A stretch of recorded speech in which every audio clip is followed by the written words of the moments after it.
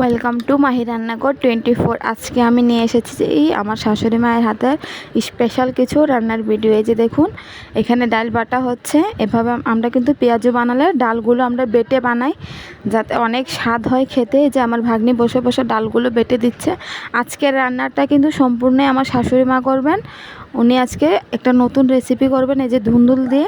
আমরা তো সবসময় ধুন্দুলের ভাজি বা তরকারি খেয়েছি, মাছ দিয়ে কিন্তু অনেক সময় কি ধুন্দুলটা খেতে ইচ্ছে করে না। এই জন্য আমার শাশুড়ি মা আজকে নতুন করে বলছে যে তুমি আমার কাছে দাও, আমি ভালো মতন এটা রান্না করে দিচ্ছি, খেয়ে দেখবা কীরকম হয়। তো এই জন্য ধুন্দুলগুলো একদম চাক করে কেটে হালকা হালকা করে ফেলে দিয়েছে। এই যে এবার তেলটা ভালো মতন সয়াবিন তেলটা গরম করে এবার হালকা একটু হলুদ আর লবণ দিয়ে হালকা একটু ভেজে নেবে। এই যে এক এক করে সবগুলো ধুন্দুল ফ্রাই প্যানে দিয়ে দিচ্ছে, হালকা করে বলে একটু ভাজবে। এই যে দেখুন সবগুলো এক এক করে দিয়ে দিচ্ছে তেলের মধ্যে। এই যে দেখুন মাছ সাইড দুনো সাইড দিয়ে কিন্তু বটনি দিয়ে হালকা হালকা করে কেচে কেচে দিয়েছে, যাতে ধুন্দুলের ভিতরে সব মশলাগুলো ঢুকে। জন্য এই যে সবগুলো দিয়ে দিচ্ছে, দিয়ে এবার একটু ভালো মতন নাড়াচাড়া করে নেবে, হালকা একটু লালচে হালকা একটু ভেজে নেবে। প্লিজ আমাদের পাশে থাকবেন, আমাদের চ্যানেলটাকে সাবস্ক্রাইব করবেন। যদি আমাদের থেকে কোনো সমস্যা কোনো ভুল টুল হয় তাহলে আপনারা আমাদেরকে বলবেন কমেন্টের মাধ্যমে।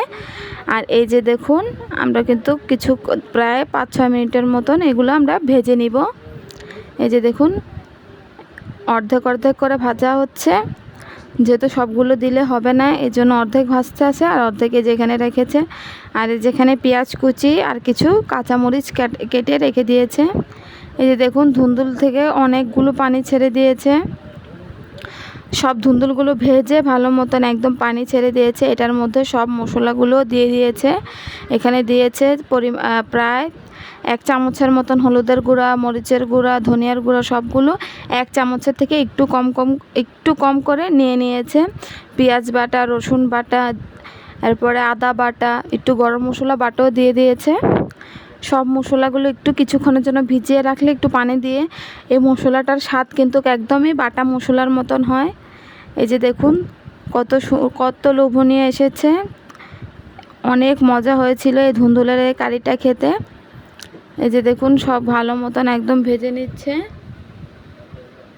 এখানে একটু পেঁয়াজ বেরেস্তা দিয়ে দিয়েছে। এই যে পেঁয়াজ বেরেস্তাটা দিয়ে আবার আরও কিছুক্ষণ এই যে ভালো মতন কষিয়ে নিচ্ছে। এই কষানোর কারণে কিন্তু একদমই ধুন্দুলগুলো একদম সিদ্ধ হয়ে গেছে ভালো মতন। এই যে দেখুন অনেক মজা হয়েছিল খেতে, আপনারা এভাবে ট্রাই করে দেখবেন, ভীষণ মজা হয়েছিল। আর আমাদের পাশে থাকবেন। এই যে আপনারা একবার দেখুন কত লোভনীয় এসেছে, খেতে কিন্তু ভীষণই মজা হয় গরম ভাতের সাথে, কিংবা আপনারা রুটির সাথে এটা খেতে পারেন, অনেক মজা হয় খেতে। এই যে দেখুন লবণটা দিতে ভুলে গিয়েছিল, এই জন্য লাস্টে দিয়ে একটু লবণ দিয়ে দিয়েছে, দিয়ে আরও কিছুক্ষণ কষিয়ে নিচ্ছে। যে এটার মধ্যে কিন্তু ওই যে পেঁয়াজু বানাবে, যে পেঁয়াজুগুলো কয়েকটা দিয়ে দিবে। পেঁয়াজুটা দেওয়ার কারণে মাছ মাংস থেকেও ভালো লেগেছিলো। এই কারিটা খেতে ভীষণই মজা, আপনারা এভাবে ট্রাই করে দেখবেন। মাছও লাগবে না, মাংসও লাগবে না, অনায়াসে 1 প্লেট ভাত খাওয়া যাবে এই কারিটা যদি থাকে। এই যে দেখুন দেখতে কিন্তু অনেক লোভনীয় লাগতেছিল, খেতেও কিন্তু ভীষণ মজা হয়েছিল। এই যে দেখুন একদম ভালো মতন সিদ্ধ হয়ে গেছে সবগুলো ধুন্দুলগুলো একদম। এই যে একটু চামচটা দিয়ে একটু কেটে কেটে দেখছিল যে ভালো মতন সিদ্ধ হয়েছে কিনা। সবগুলোই কিন্তু একদম ভালো মতন সিদ্ধ হয়ে গেছে। এই যে দেখুন হয়ে গেছে প্রায় রান্না। এটার মধ্যে কিছু পেঁয়াজও দিবে, পেঁয়াজটা একটু কিছুক্ষণ পরে দিয়ে দিবে। আমার শাশুড়ি মায়ের হাতের রান্না কিন্তু ভীষণই মজা হয়। এই যে দেখুন আজকের পেঁয়াজুটা যেভাবে বানাবে, ডালের মধ্যে এখানে কাঁচামরিচ, পেঁয়াজ, ধনিয়া পাতা দিয়ে দিয়েছে। পেঁয়াজুগুলো এভাবে বানালে কিন্তু ভীষণই মজা হয় খেতে। এটার মধ্যে এবার হলুদের গুঁড়া দিয়ে দিয়েছে 1 চামচের মতন। হলুদের গুঁড়া দেওয়া হয়ে গেছে, এবার দিয়ে দিবে লবণ। লবণে এখানে প্রায় 1 চামচের মতনে দিয়ে দিয়েছে, যেহেতু এখানে ডালের পরিমাণটা একটু বেশি আছে।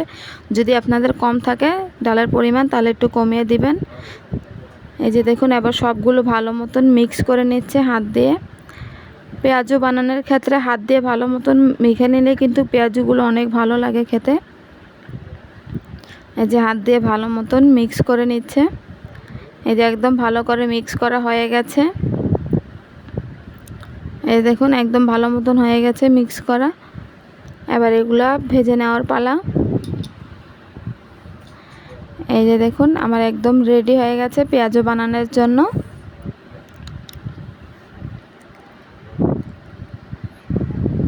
এভাবে ডাল কিন্তু বেটে পেঁয়াজু বানালে অনেক মজা হয় খেতে। এই যে দেখুন এবার সব পেঁয়াজগুলো ভেজে নিচ্ছে। এই যে সবগুলো পেঁয়াজগুলো ভেজে নেবে। পেঁয়াজগুলো এভাবে খেতেও কিন্তু মজা লাগে। আমার শাশুড়িমা কী করেছেন কি এখান থেকে কয়েকটা পেঁয়াজু বানিয়ে ওই ধুন্দুলের কারির মধ্যে কিছু দিয়ে দিয়েছিল। এই যে দেখুন লাল লাল করে ভেজে নিচ্ছে পেঁয়াজিগুলো কিন্তু অনেক মজা হয়েছিল খেতে। এই যে দেখুন কালারটা জাস্ট ওয়াও এসেছে। আমার শাশুড়ি মায়ের হাতের রান্না কিন্তু ভীষণই মজা হয়।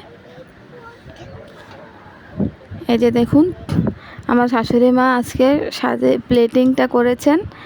এই যে দেখুন বলছিলাম যে ধুন্দুলের কারির সাথে কিছু পেঁয়াজও দিয়েছে। এই যে দেখুন আজকে টেস্ট করবেন আমার শ্বশুর, বাবা আজকে টেস্ট করবেন। মা বলছেন যে আজকে বাবাকে দিয়ে টেস্ট করাবেন, এজন্য সাথে কড়ি বড়ি রান্না করা হয়েছিল। এই যে দেখুন আমার বাবা খেয়ে এই যে সব কিছু সাথে ভালো মতন মেখে নিচ্ছেন। মেখে খেয়ে বলেছিলেন নাকি অনেক বেশি মজা হয়েছিল খেতে। মা কিন্তু অনেক ভালো রান্না করতে পারেন। প্রায় বাবা বলেন যে আজকে মাকে রান্না করতে, এই জন্য প্রায় মাও রান্না করেন বাবার জন্য। আপনারা সবাই ভালো থাকবেন আর আমাদের জন্য